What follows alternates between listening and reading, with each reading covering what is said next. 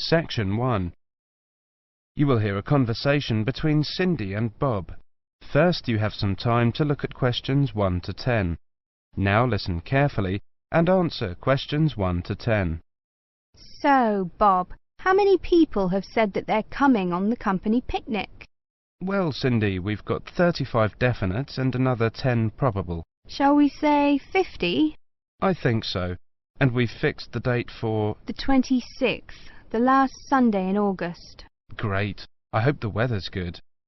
Should be. Now, we have to decide where to order the food from and what kind of things we want. Right. What's our budget? We've decided to go for £10 a head for food and £5 a head for drinks. OK, I got some pamphlets from caterers. What do you think? The most important thing is to make sure that there's a variety of food. We don't want people complaining that they don't like anything.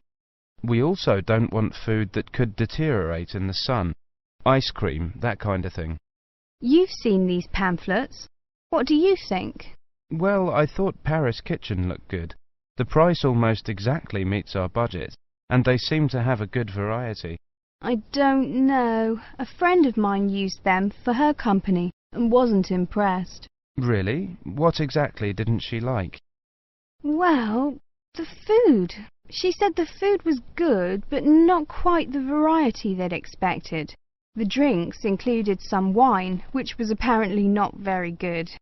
Oh, well, perhaps we need to consider this one, company caterers. Looks a bit pricey. Mind you, I've heard that they are very good. Let me check the price. Yes, £12 a head for food. That's more than our budget. Do you think we could get a discount? Let's see if it says anything in the pamphlet. Yes, they do offer a discount for groups of more than 30. 10%. Does that help us? 10% off £12. It's still more than we budgeted for. Hey, look at this one. Celebrations. It's a new company. I asked a few people about them, but no one has any ideas. Well, let's see. £9 a head for food and £5 a head for drinks. That's fine. What kind of food do they have? It says here that they just provide cold meals for picnics. Well, that's okay. And they include vegetarian dishes. We do have some vegetarians to take into consideration. Well, it looks good to me. The only problem is their lack of experience. I mean, it's a bit of a risk, isn't it? Yes, if the food's no good, we'll look incompetent. Ah, look here. It says that we can visit their premises and try some of the dishes they offer. You mean we might get a free lunch? Shall we call them and arrange to go and see them? OK, which day? How about tomorrow? No, we've got that meeting. The day after tomorrow, Thursday. Good. Time? 11? Good. Right. What's their phone number? 28653479. We also need to ask them whether they can deliver straight to the picnic site, don't we? Yes. I don't think that'll be a problem, though. I mean, it's on the outskirts of the city, but it's not too far away. Does the price include delivery? It doesn't say, but the other companies include it, so they should. If they don't, our budget still allows us to pay a small fee.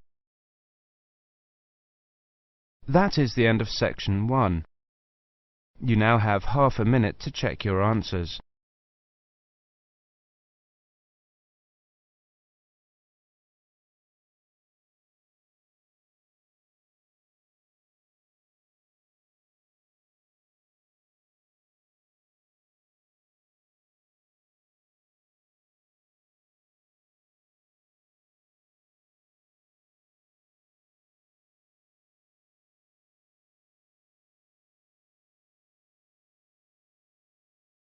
Now turn to section 2.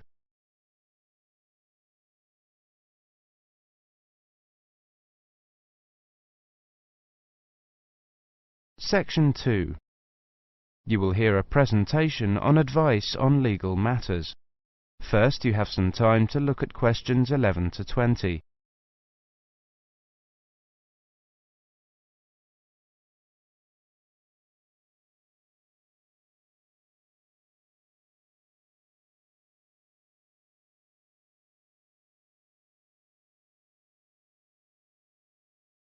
Now listen carefully and answer questions 11 to 20. Good afternoon, everybody. My name is Sally Miller, and I'm here to offer you some advice on legal matters whilst you are studying at this university. Happily, most international students complete their courses without running into any serious legal problems.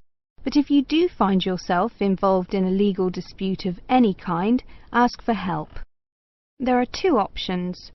First, contact the students' union or welfare officer. Even if they cannot help you directly, they should be able to advise you where to go for help. The second possibility is to contact the Citizens Advice Bureau in your area. You can find them in the local telephone directory. They will be able to recommend a solicitor if you need one, and tell you if there is a local law centre providing free legal advice. They will also be able to tell you whether you can claim legal aid to help pay for any court and legal fees. Let me give you some basic information about the police. The police have the power to stop and search anyone who appears to be behaving in a suspicious manner.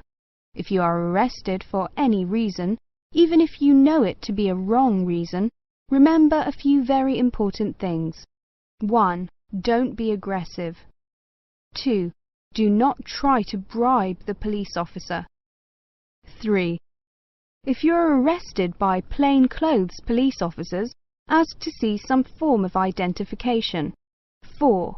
Give your true name and address if the officer asks you to. Lying to the police is a criminal offence. 5. Do not sign any statement until you have received advice from a solicitor. There is always a solicitor on duty at every police station. 6. You will be entitled to make one telephone call. If you use this call to telephone a friend, urge your friend to contact someone from your university or from the Students' Union and get advice about what you should do next. If you find yourself in trouble with the police, it is very important to get professional advice. Contact any of the following: your university welfare officer, the Students' Union at your university, your local Citizens Advice Bureau, a local law centre.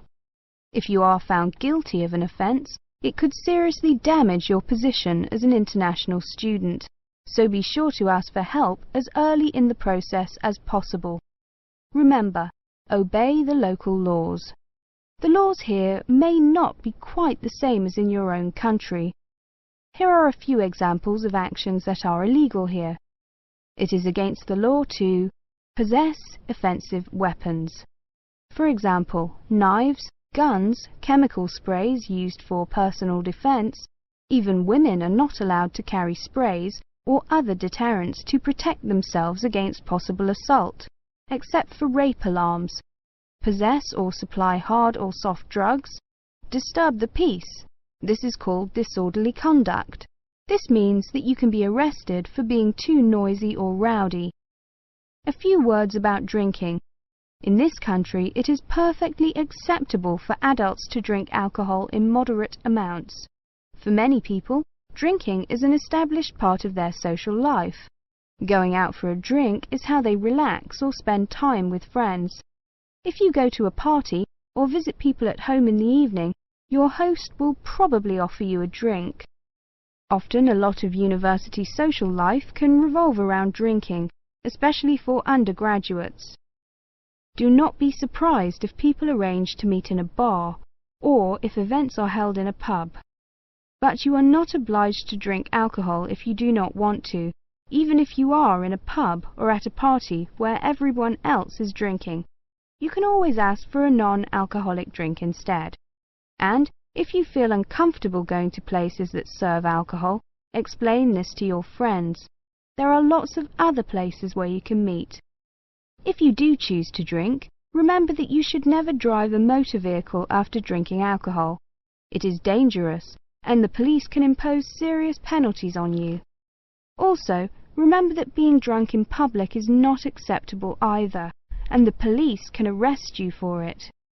Drugs and alcohol can cause serious problems. Let me repeat that in this country it is illegal to use drugs, except under medical supervision. But if you do use illegal drugs and you develop a problem, there are organisations you can contact. Contact your students' union or your student counsellor. Anyone over 18 years old can legally buy and consume alcoholic drinks in this country. But if you think you might be drinking too much, get help and advice from your student counsellor or your doctor. Again, there are special organisations that can help you with drug and alcohol problems. Contact them. That is the end of section 2. You now have half a minute to check your answers.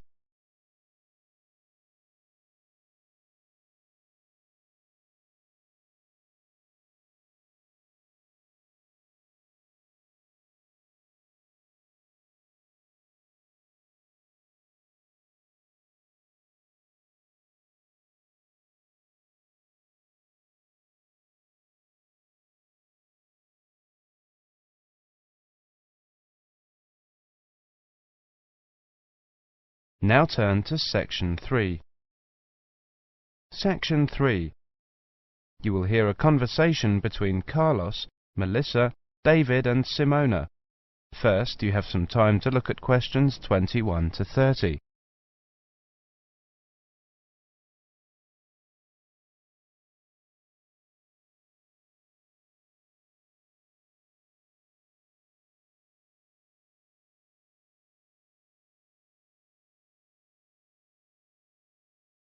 Now listen carefully and answer questions 21 to 30. Okay, everyone. Let's look at what presentation tips we come up with for our next seminar, Melissa. Okay, here's my first tip. Show up early. Some experienced presenters say that something good is bound to happen. I'm not sure about that, but... Well, you may have a chance to head off some technical problem. Also, at the beginning, before you actually begin your presentation, people filter in slowly. It's a great time to introduce yourself. Can't argue with that. Simona has some ideas about opening. Have a strong opening. I picked up a few ideas for structuring your opening. First, never apologise. If you're worried the presentation won't go well, keep it to yourself and give it your best shot. Besides, people are usually too preoccupied with their own problems to notice yours. I like that. Open by addressing the following 3 questions. What's the problem? Who cares? What's your solution? Excellent suggestion. David, you've gone quiet. Well, my next suggestion is PGP. That means that with every subtopic, you should move from the particular to the general and back to the particular. Even though the purpose of a subtopic is to convey the general information, bracing it with particulars is a good way to draw attention and promote retention. I've got another one. This might not be a tip so much as a law. Give everyone at least one piece of paper. A piece of paper is a record from your presentation. People can use that to help recall the details of the presentation, or better yet, to tell others about it. The next tip I have is know your audience. This is, of course, a general piece of advice for public speaking. See if you can find out what styles of information a presentation they are most familiar and comfortable with. Adapting your presentation to those styles will leave fewer barriers to the direct communication of your material. I like that idea. We mentioned possible technical problems before. My next point is that maybe speakers should rethink the overhead projector. Is one really necessary?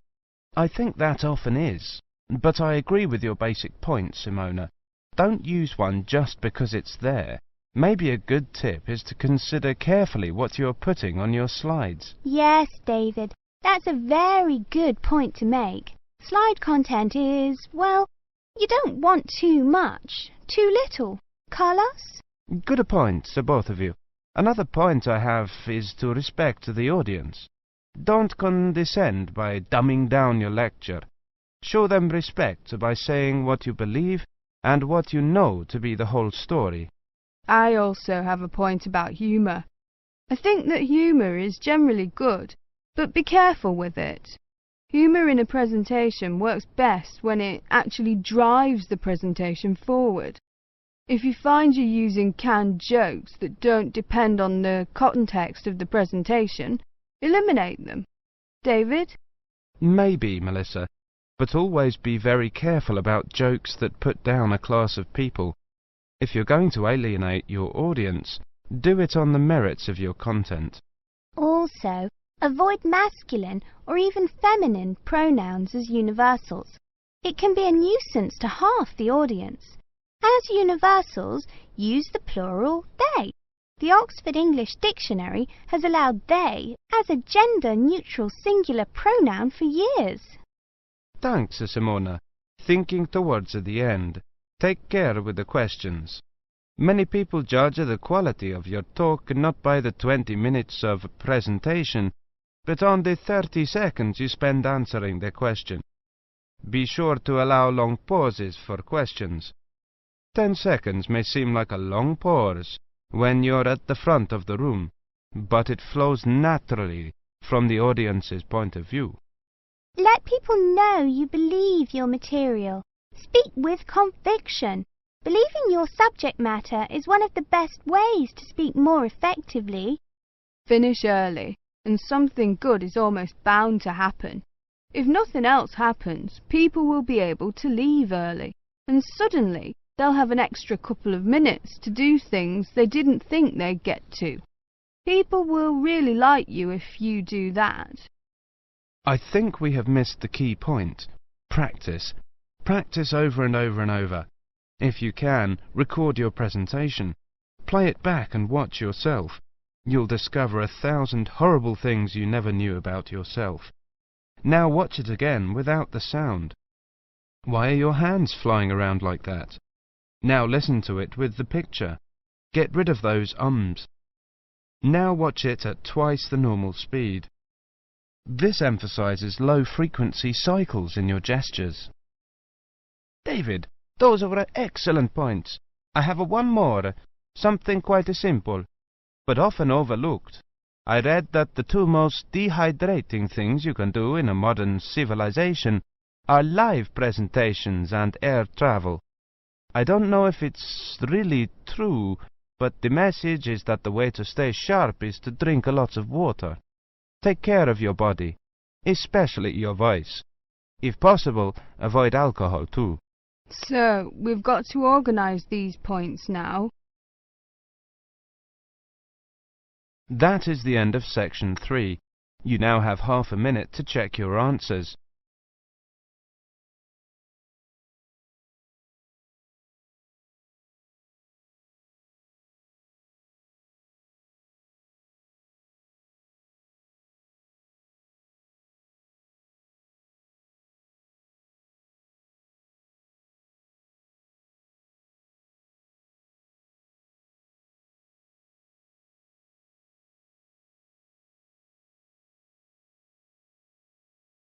Now turn to section 4.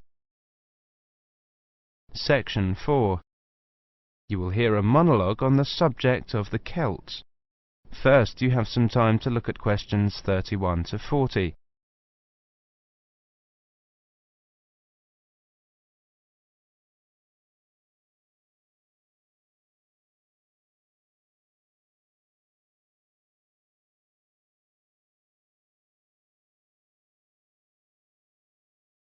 Now listen carefully and answer questions 31 to 40.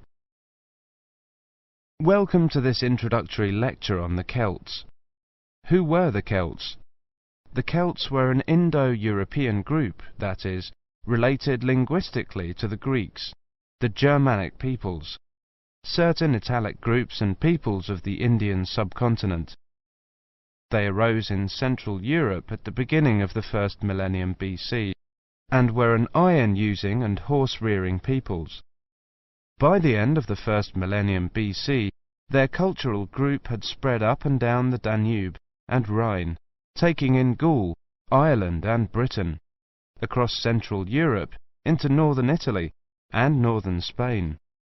Their roaming across Europe led some of the Celtic tribes to sack Rome in 390 BC, creating a fear of the northern barbarians that was to haunt Romans for hundreds of years to come. The Celts are defined archaeologically by the type sites of Hallstatt and Latene, the former being taken to relate to an earlier phase of cultural development. Hallstatt, an ancient salt mining area, was excavated from 1876 onwards by the Viennese Academy of Sciences, and provided the first classification of the prehistoric Celts. In 1858, the waters of Lake Neuchâtel in Switzerland sunk to a low level, revealing a large prehistoric settlement with a huge number of surviving artifacts.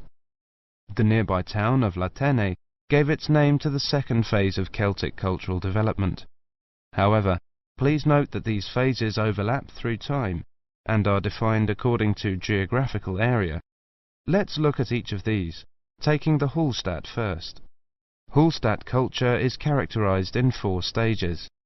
A and B were during the Late Bronze Age, from about 1200 to 700 BC. C was in the Early Iron Age, from about 700 to 600 BC. D was from about 600 to 475 BC. The Hallstatt culture spanned Central Europe, with its centre in the area around Hallstatt in central Austria. There were 2 distinct cultural zones, the eastern and the western. At the start of the period, long-distance trade was already well established in copper and tin, the basic requirements for manufacture of bronze. From about 700 BC, trade in iron also became established. The Hallstatt area also already controlled the trade in salt, crucial when there were few other means to preserve food. Control of these 2 crucial trade goods, iron and salt, provided the basis for the accumulation of wealth and influence. From 800 BC, some burials of rich people can be identified in Central Europe, with grave goods such as wheeled wagons and iron swords. Hallstatt C saw the construction of fortified hilltop settlements to the north of the Alps. These had burial mounds holding very high-quality goods, such as vehicles and expensive imported treasures. By the time of the Hallstatt D period, these increasingly extravagant burial mounds were clustered around a few major hill forts to the southwest of the region. This suggests a development and a concentration of wealth and social power, possibly based on the development of Massilia, present-day Marseille, as a Greek trading port.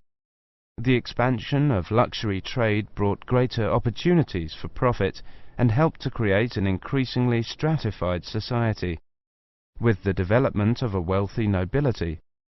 Over the period from 1846 to 1863, 1,000 graves were found at Hallstatt, with an astonishing range of artifacts, including clothing and salt mining equipment, as well as weapons, jewellery, pottery, and imported bronze vessels in the chieftains' graves. The Latene era was the time of Celtic expansion and migration, and the time of formation of the myths. The Latene culture is named after the site in Switzerland where it was first discovered. The Latene people were those known to the Romans as Gauls, originally found in an area from eastern France to Bohemia. The Latene culture spread rapidly from about 400 BC. The Latene Celts settled in Spain in 450 BC, in northern Italy in 400 BC, invaded Rome in 390 BC, invaded Greece in 279 BC, invaded Galatia in modern Turkey in 270 BC. By 200 BC, they occupied the lands that are now Britain, the Netherlands, Brittany, Belgium, Germany and Switzerland. There is much debate over how much of the expansion into Britain was achieved through invasion and settlement, and how much was the expression of cultural transfer that accompanied trade and reflected the commonality of kinship and language of many tribes. There is little evidence for actual migration of Latene people into Britain. Nevertheless, It does appear that the Latin culture was more militarily focused than the Hallstatt one. The Latin graves across Europe hold iron weapons, swords and spearheads, and wooden shields, as well as everyday items such as razors, yokes, cauldrons and jewellery. That is the end of section 4. You now have half a minute to check your answers.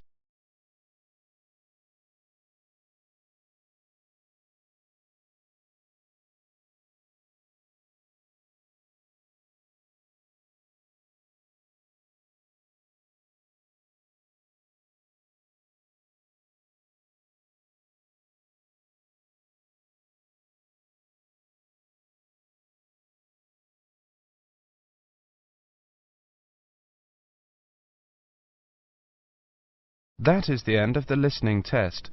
In the Ielts test, you would now have 10 minutes to transfer your answers to the listening answer sheet.